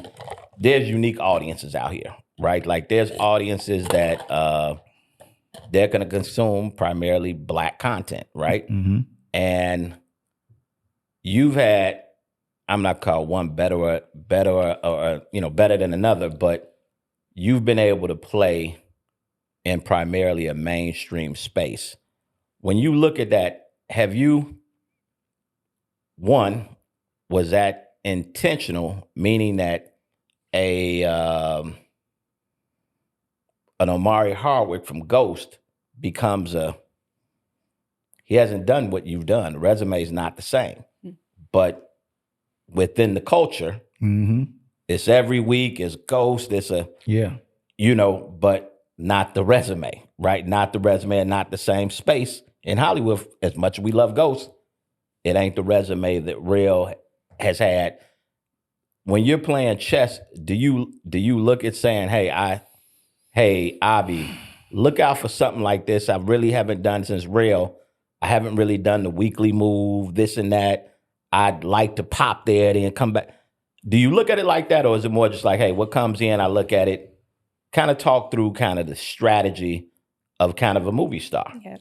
Well, the first strategy of that is, once again, you don't know who your audience is going to be. And it's kind of frustrating a little bit at first, right? Where it's like, man, I was on Comic View, Who Got Jokes, Bad Boys, all the black, because Sean, you make a great point. Like, I always wanted to see what it felt like to be like, if I was Ricky Smiley famous and then be a movie star at the same time. Yeah. Like, what does that look like? Because honestly, which to your point, Sean, I don't know if I've even really seen it for real. What do you mean? When in both areas? Yeah, Bernie Mac to me is the biggest version I've ever seen of that from comedy, from stand-up. That niggas fuck with hardcore, case of comedy, sell it out, show the pad suits, all that shit. And then niggas in Ocean's 11. 11, yeah. Right? That's the only motherfucker I've seen to do that shit. And for me, that became a real goal of mine. But once again, what happened is that it happens with black culture all the time. We get overexposed. It becomes something that's intimately for us. Yeah. And white people are like, oh, well, niggas is getting money. Shibbity double. Let's get some of these. And so, crossing over, a lot of cats I know wish they can do some of the stuff I do or have the relationships I got. Like really famous cats. And they don't have that. Which is why some of them, I think, get mad and bitter and say, you sold out and you done did stuff and you sold your soul, you an Illuminati and all this other shit. Like, nigga, no, I'm not. Niggas me. Right.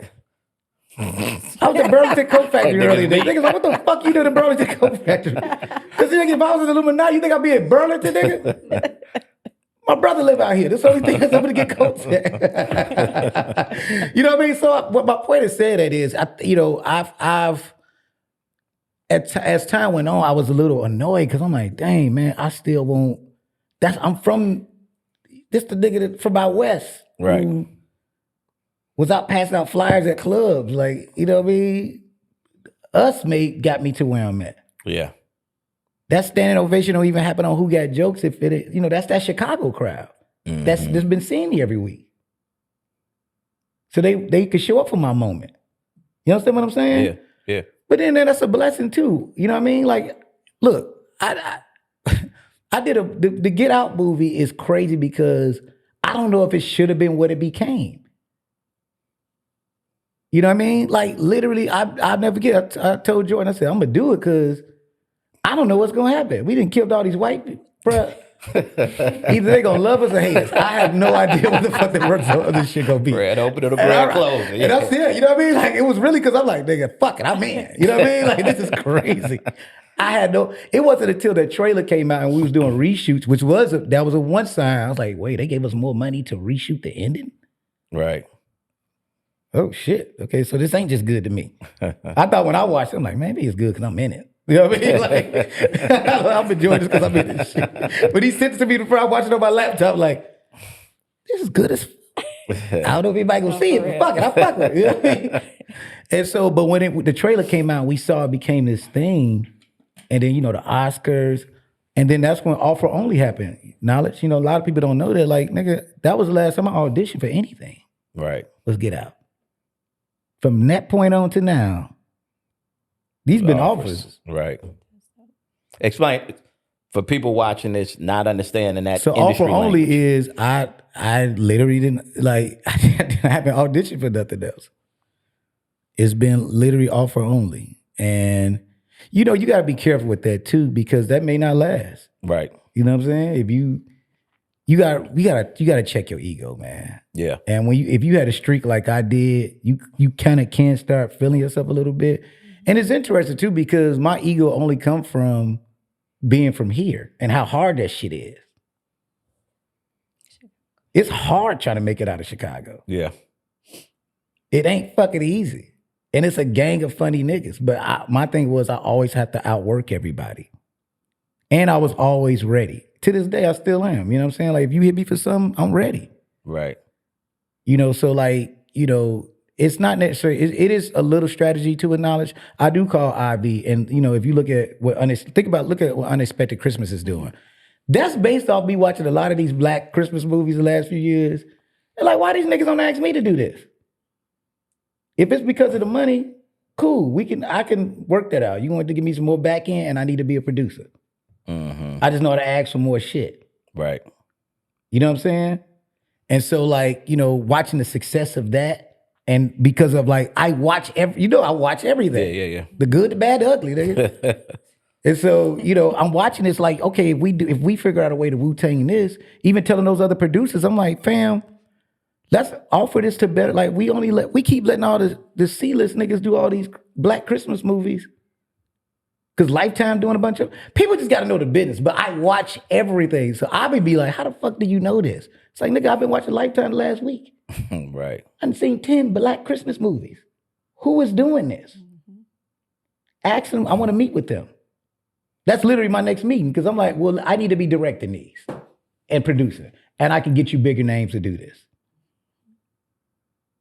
I'm on some takeover shit because I figured out the business of this shit. You know what I'm saying? Even just the producer mindset of like, I don't mind making that call. Right. You know, doing Hunter Heist, the movie I just directed, I learned about financing, what that looked like. I learned a lot. Like I even negotiated, even though these were my friends I asked to do this movie, I was talking, they agents don't even know they was talking to me. I was one being like, man, fuck this shit. No. And calling them back, man, your agent tripping. Right. Tell me you said you was gonna do this. You know what I mean? Like doing that hardcore work of this shit. And that goes back to what I was saying earlier about you got to know how to do everything. Right. It ain't like rip a stage and then sit back and fold your arms like, who gonna come get me? Ain't nobody coming to get you, nigga. This shit's a wrap, yeah. Sean, did you check out Eddie Murphy doc? No. What? Interesting. Any particular reason? I want to be able to really watch it, and I haven't had the opportunity to really do that. Ultimately, he should go. Yeah, he should go. Certain things, I stay away from. Like I don't watch other people's specials and different stuff like that because I don't want the subconscious influence. But something on that level, I will eventually get around to. You know what I mean? Yeah. I just have not. Like I don't think people understand the Sean Morgan Eddie Murphy dynamic is it's very weird, right? Because a lot of people didn't know how close me and Charlie was. And so like when Charlie was actually moving some shit around for me, he passed. And that was actually right around the beginning of me starting to transition into not drinking and not doing everything because I was at a point where from Tommy Ford to different people that were actually close to me, they were all dying. And being as isolated as I was as a comedian and having the kind of rapport reputation that I had, there wasn't a lot of people that I felt like were my friends. And I felt like the few that were, they died, right? So seeing Eddie Murphy's work still kind of brings me to a different mental space because even when we did Dolomite and I was there and I was around every day, I didn't say a lot to him. We actually shot on Charlie's birthday and I still didn't say too much because I wasn't sure what type of what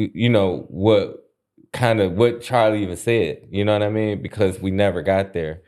So it's just, it's still a tough watch because, it's part of my, like people, if people really sat down and understood the shit I've been through as a comedian, like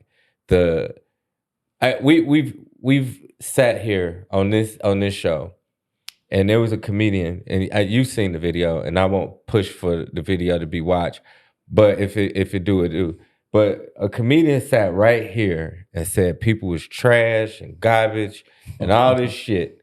And I just said, hey, clubs chose the easy route by picking comedians to bring their own crowd. And motherfucker made a whole 25-minute fuck Sean Morgan video. And I'm like, nobody get this kind of heat. Nobody gets the shit said to them that people say to me consistent and regularly. And I don't even say this type of shit to people. I've never called nobody no bitch ass nigga or a hoe ass nigga or tell somebody to die. I've never had that kind of, it's just never been what I am. So going back to that Eddie Murphy shit, it still makes me kind of sad because I miss Charlie. Yeah. Especially now, like when people like, why you not doing shows and why you not doing nothing? It's very intentional because like even with this show, I've literally watched, if I would have said Chicago get a C-, like Just Niche just said, everybody be talking about, motherfucker be talking about fighting and all type of shit. And it's like, come on, blood. Like, come on, bro. Like, and again, I reemphasize, outside of me really liking myself, what have I ever done to anybody else? Nobody can say shit that I've done to them. I've had niggas steal out my house, try to fuck my bitches, all kind of shit. Steal money, fuck with bookings, cut niggas, call niggas and say they don't know how to reach me, tell them that I'm $20,000 and they only $400, use them. Nigga, this is all the shit people do to me, but they still found a way to demonize me. So certain shit triggers me.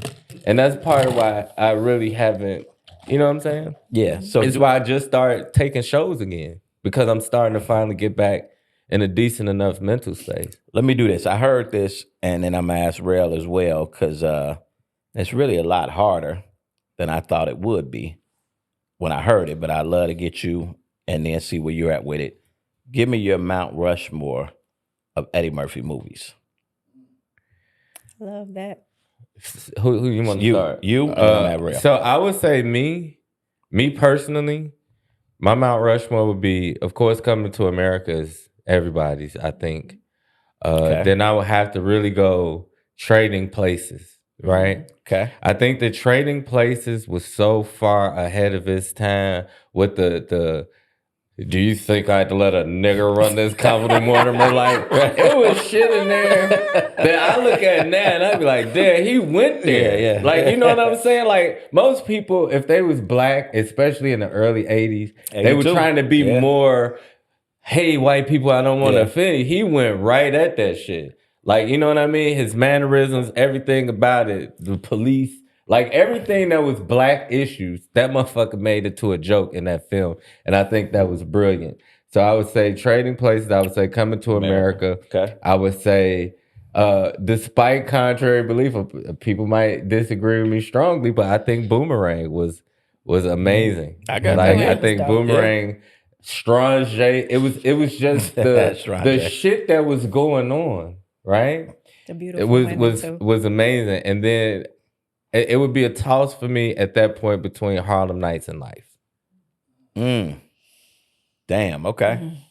I like that. I like that. I like that. Rel, what about you, bro? So here we go. This is it might have to be two sets. My personal favorites and the five most important. Four.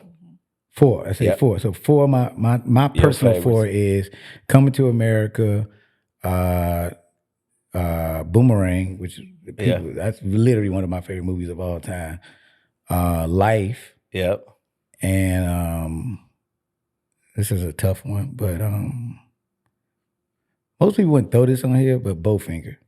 Damn. Okay. I love You went way left with that one. I would have went Norbit before Bowfinger. Bowfinger is brilliantly done. Like, it's just the character work in that is kind of just Eddie's commitment to that is insane. So to me, the four most important Eddie Murphy movies, though, 48 Hours is very important. Very important. That is my favorite. I Very think that's important. my favorite Eddie Murphy shit. It just kicked off the buddy thing for real. I mean, Richard Pryor and Gene Wilder did what they did, but like that leveled this shit up to some like worldwide superstar shit was 48 Hours. Beverly Hills Cop is very important because we don't get none of these comedy cop films at all. I'm talking about Lethal Weapon, all that shit. Without Beverly Hills Cop, Rush Hour, none of that shit exists. Yep. Without that shit. Boomerang is very important because the blackness of that fucking movie. Yeah. It was way ahead of its time. Yep. That office being all women in there, all black women. Yep. Eddie did this shit early. That's fucking crazy. And then even just the rom-com format, right? What people keep fucking up at is, especially with the black rom-coms, is they only cast pretty people and they don't make the shit funny. I don't know why they call them some of these ain't rom-coms, they drama-coms. You know what I'm saying? But the rom-com works when you have a motherfucker that's actually funny. Eddie was, in Boomerang, was taking regular shit Right. and making it fucking hilarious. And it was casting. David and Martin. Right.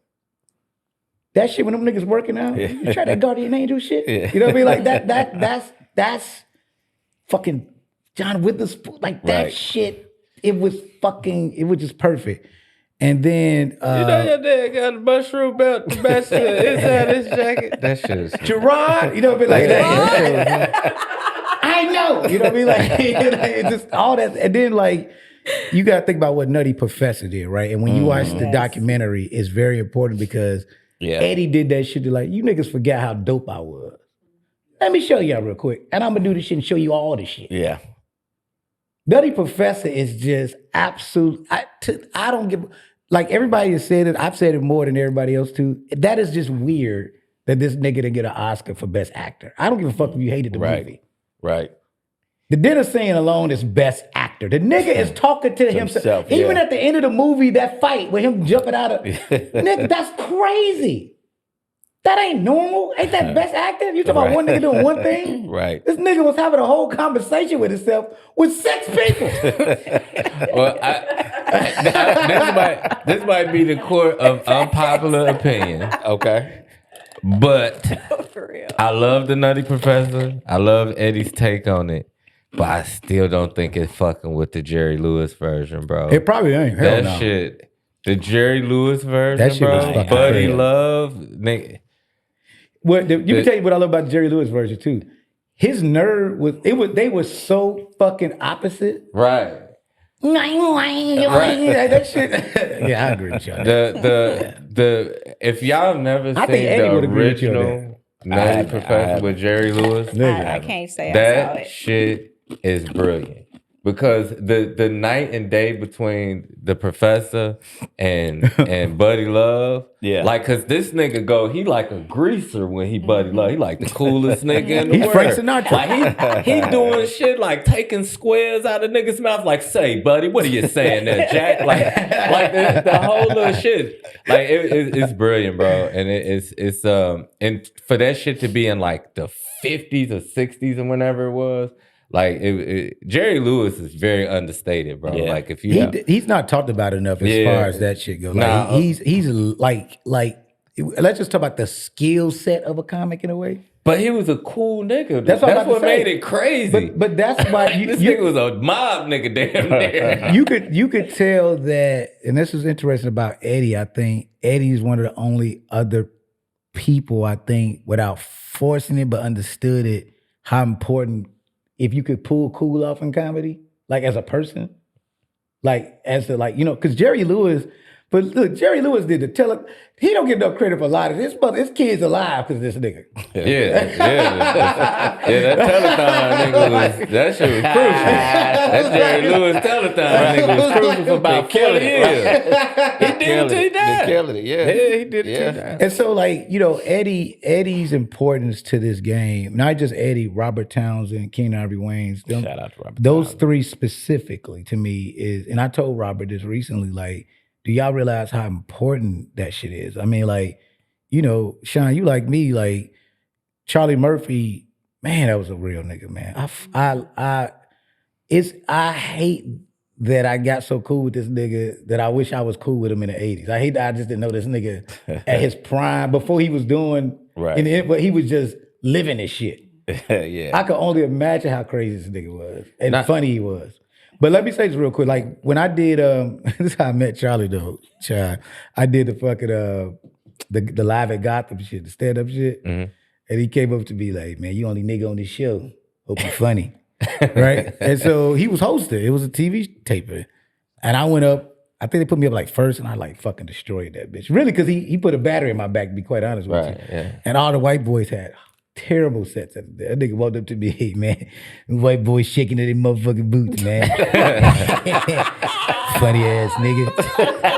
And so then afterwards, I literally hung out with this nigga downstairs at Gotham in the green room. Man, it had to be to like 4 or 5. Just listen to this nigga tell his stories. And the fucking uncle was there. The Uncle Ray was there. He was still out there. He wasn't gone yet. And he was literally shuffling to the bathroom like this because that's how old he was. Hey, Ray, you gonna pee on yourself. But yeah, it was but just that was the moment. Like after that, man. Like my first Indian restaurant experience was with Charlie Murphy. You know how hot that shit was. He had me ordering shit and tell me. And so, but like, I met Eddie at the premiere, right? And I think I was telling you a story, and I never met Eddie before. I've been dreaming about this shit. I've been talking about all the interviews. I've been speaking it up, and he's there, and he go to the bathroom, I guess, before the ended, and he come back. The movie just ended, so wherever he was kind of like walking up the stairs, he kind of had to stay there because people started shaking his hand to leave. I know he's like, "God damn it!" And so my role, I'm like, "Oh shit, I'm about to shake Eddie Murphy's head," and I shook his hand. And I was like, "Man, that was an amazing documentary." He's like, "Oh man, thank you, brother." You can see, who the fuck I was at the time. And Rich was there because I'm cool with Rich. You know what I mean? And Rich was like, "What up, Lil Rel?" And Eddie was like, "Lil Rel, you funny, man. You are funny." And I'm like just staring at this nigga like, what? And so I'm like, "Let's get out of here, baby." Because I'm with my wife, and I'm like, "Let's get out of here before I start crying a little bit." Right. So I get in the car. She's like, "Let's go to the after party." I'm like, "Man, he ain't gonna be there, man. Let me just have that moment of him just calling me funny. I can live with that for the rest of my life. That's what it is." But we go to the after party anyway. She talked me into it. We see him over there, just chilling. She's like, "Go take a picture with him." I'm like, "Danella, you tripping. I don't want to fucking bother this man, okay? That I'm funny.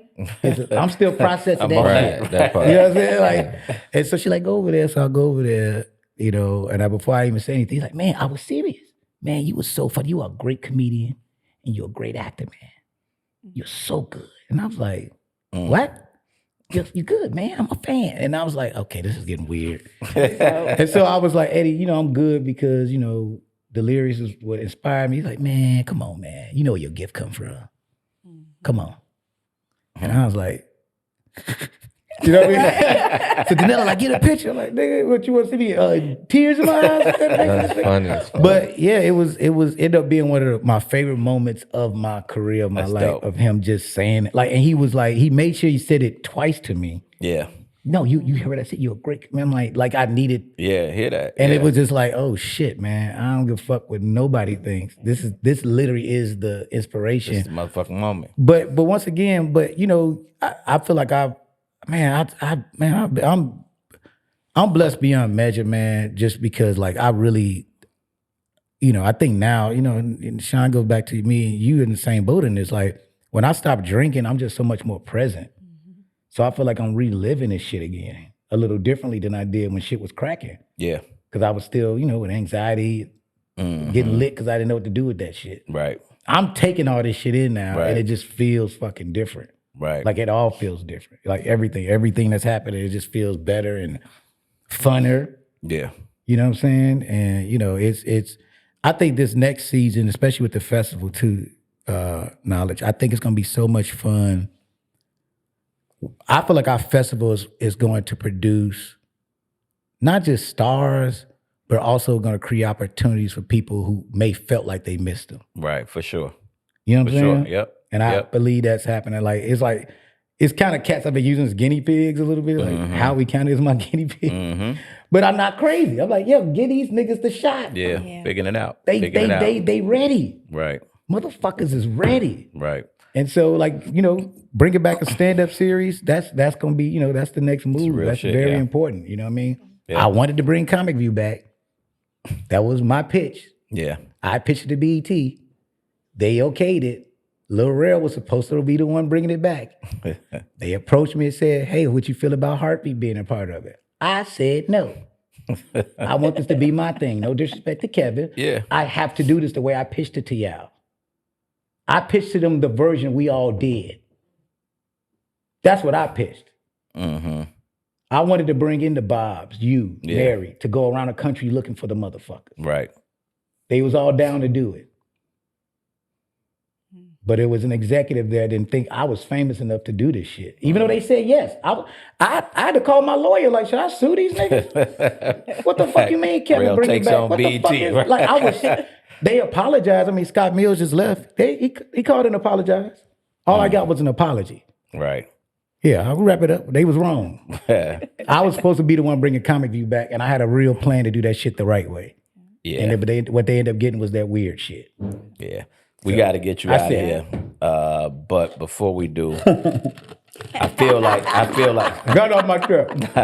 we was talking about Eddie and we was talking about like my favorite joint, I think is 48 Hours, right? Like to your point, kicked it off, but I feel like you kind of the reason you blew off of Get Out, it's a good movie, but I think what made 48 Hours so dope is it was not a comedy, right? And Eddie added all that shit where you laughing the whole time, but it's just a good movie. And I felt like that's how Get Out was. Get Out was a good ass movie, but your scenes in the motherfucker added all of the comedy in a serious, dark ass movie.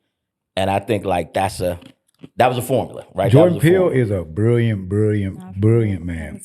It's something interesting about bringing that guy who knows comedy Yeah. and who knows horror well. We And that's why you saw that, right? That's why you saw that being what it is. And then like, you know, Jordan has spoiled me, man. I thought all directors was gonna be Right. like him, where like he give me a rail tape. I didn't realize until he had told me that. He's like, man, you know, most of that shit in there is the shit you freestyle. Right. Cause he let me get a rail tape. Yeah. He's like, man, you do give me whatever I need that I've written, and then give me a rail tape. I was like, bet, nigga.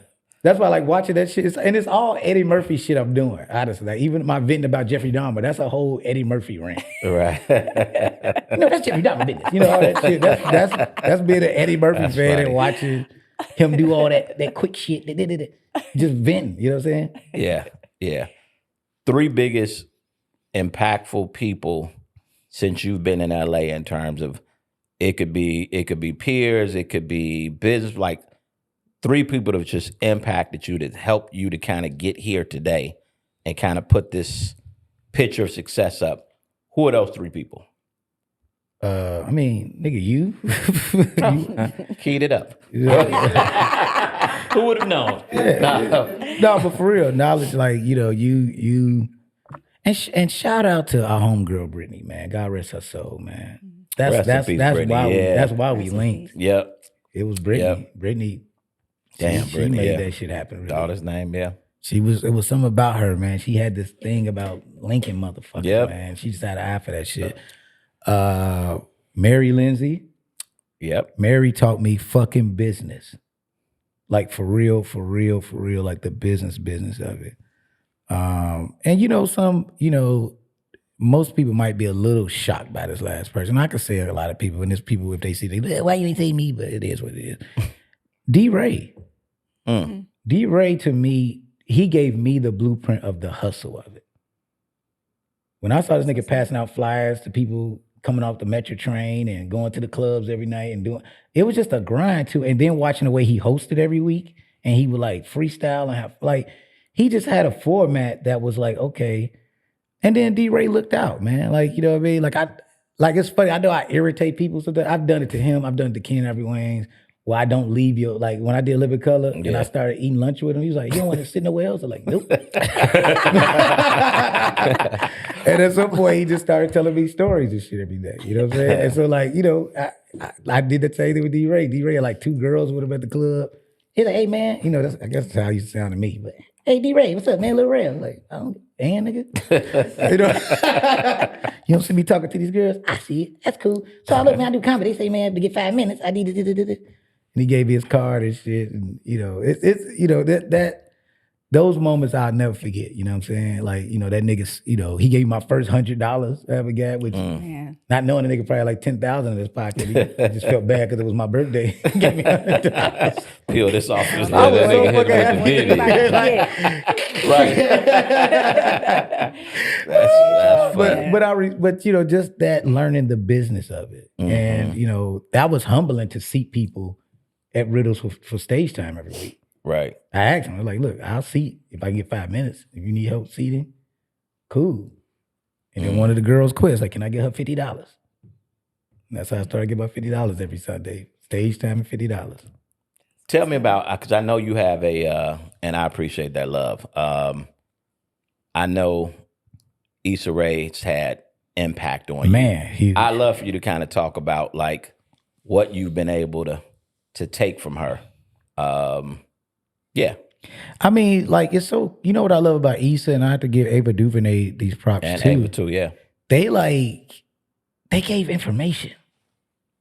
Like, everybody don't give you information. Right. It's cats that gave me their numbers, like, man, hit me when you, and I really did hit them because I had a legitimate business question. Issa and Ava had no problem. I mean, Sid too. Let me make sure I shout out Sid the Entertainer. Mm-hmm. You know what I mean? When I first Shout got out Carmichael's Sid. show, I never did a sitcom before. He had me come to the Soul Man set just to watch how run through happens and all that stuff. And then set me down in the trailer to break down even how to deliver the lines with a studio audience, to wait on a laugh. Then to do, like, man, he didn't have to do that. Yeah. Sid also is the one that told me at Heartbeat Weekend, gave me advice on how to like separate the language to do different things at the same time. Yep. So I remember when I came to my team with it, like, yo, I could be a game show host and this and this. We just got to say it this way. Like, who told you that? I'm like, Sid. And Steve Harvey put him on game with that. Certain language to do all that stuff where everything's still in first position. So like just learning Oh, business stuff, like, like Issa, Ava said, shout out to Bill Bellamy. Bill was real on great advice, you know what I'm saying? And so just, Chris Spencer, you know what I'm saying? David Arnold. It was a lot of these very random unsung heroes. Robbie Reed. Bob Sumner, you know what I'm saying? Yeah. But Robbie Reed was the one that set me down at BET and was just like, and that's when I was still extremely new. I think I just showcased at the Comedy Store because Guy Torrey made the call for me to go up. Shout out to Guy. Yeah. Shout out to Guy Torrey. And Robbie had that meeting with me. She's like, you got that energy like Jamie had. I remember when Jamie sat in my office. So me and Robbie talk about that all the time. It's like, dang, that's crazy. And that was enough. See, those moments, knowledge for real, those are like the ones like me and you talked about this over the years, but when that stuff was happening, I would come back and be like, hey, blah, blah, blah, blah, blah. I said this. That was giving me that back. It's just like, I got this shit. Yeah. If I don't quit, I should be okay. Yeah. Yeah. All right. So we out here, but I want to make not an official announcement, but it is an announcement, and I kind of keep making sure I talk things into existence. So Robert Townsend has accepted our offer to be the Icon, What's Funny Comedy Festival Icon Award winner for 2026, which is super, super dope. So we appreciate you, brother. We're looking forward to hopefully having you on site. But I know he's a fellow West Sider. And so as we wrap up, just kind of talk to what Robert Townsend means to you. Robert is, man, I don't even know where to start, man. Because, I have it where I'm a fan and seeing his work from a distance. Yep. And being inspired by Partners in Crime, which people don't realize that kicked off a lot. And it introduced us to a lot of our stars later on. That was before In Living Color. Yep. You know what I'm saying? So when they was doing The Black, the Bold, the Beautiful, like him dope. and Keenan was just grinding that shit out. Yeah. And it's crazy. There was all the stuff from a fan perspective. You think about Meteor Man. You think about Foul Heartbeats. 2 comics wrote Foul Heartbeats. Right. One of the greatest music movies ever is Foul Heartbeats. For sure. And written by 2 comedians. You know what I mean? It's kind of crazy. But like, as I got to know Robert, just knowing just his work ethic and what he means, and he's not loud about it. Nah. You know what I'm saying? Man, this dude, like I told him my kids had an idea for a show. He came to my house to help them to show. This when Brittany and Judah were like little. Shorties, yeah. Came to my crib, showed them how to pitch. Wow. helped him get through that. And it was like doing exercises. I was sitting there like, and I knew they didn't really understand. Like, nigga, y'all know who? Right. This This is Robert Townsend in the living room showing you how to do. But that's who he is. And he did it because he's like, man, I love that, man. Ooh, that's some great dad stuff, man. I gotta support that. And so he's been there and just like even just becoming his friend now. And like we've been having some great deep conversations. I mean, this dude was doing self-tapes before it existed. It wasn't even a thing. He was just doing it so he could watch his own shit. Right. To make sure he was doing. The nigga was doing self-tape before it didn't exist. 1979. Right. That's hilarious. That was one. You know what I mean? This nigga was just taping himself. He was doing self. It didn't exist. Right. Wasn't even no name for the shit yet. Facts. That's crazy that but Keenan said that to him. He's like, man, you have a, and they went out to LA together, man. That's just some dope shit to me, man. Like, that's crazy to me. Right. They drove to fucking LA from New York. That's why I wanted to get to it. Man, yeah, you know what I'm saying? Wanted to get to it, bro. Man, that Wanted to dude get got some to it. stories, bro. Like, it's so like Robert means everything to Chicago, to black culture. Facts. To black culture. Like, for real, for real. If I told Robert this, like, man, what? If you, Keenan, and Eddie don't exist, where the fuck are we? Like, where will we be in this shit? That's dope. We got to wrap, y'all. Real, thank you. Oh, thanks for having me. Big thank you for coming by, dropping the gems, man. Sean, thank you for your insight and perspectives, as always. My Indeed. favorite guy. Knowledge, great questions, great show, Thank you. gentlemen. I enjoyed listening. Guys, if y'all watching these clips, we ask that you like, that you share What's Funny Today show on Instagram. And please subscribe to the YouTube at What's Funny Comedy. We see the likes, we see the comments. Subscribe, y'all. Mindy B, What's Funny Today? We're absolutely sure to tell you. Peace out.